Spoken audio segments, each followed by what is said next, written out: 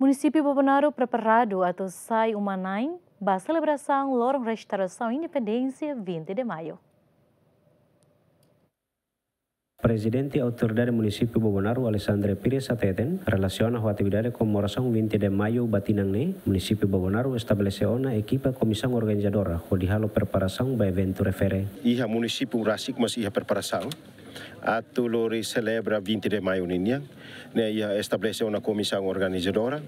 Iha tava iha hetang apoio hosi Ministério de Esporte e Juventude.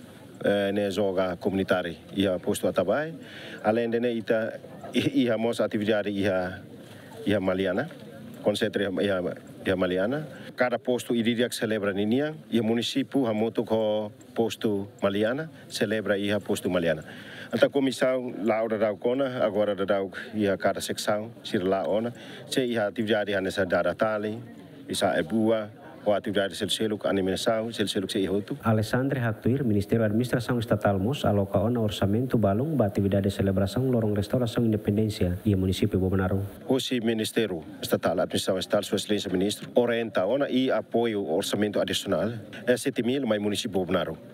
E de nele haremos atividade selseluk tamba orçamento e município Bobanaro Rasik maka Kikoang, então o Ministério apoia o orçamento adicional. Mas total orçamento de BC atu lor celebra de 20 de maio, hau sirau katen tamba ita e ela evento bot hiraqueras 20 de maio, 30 de agosto, nomos ia 28 de novembro. Nem atividade de bot.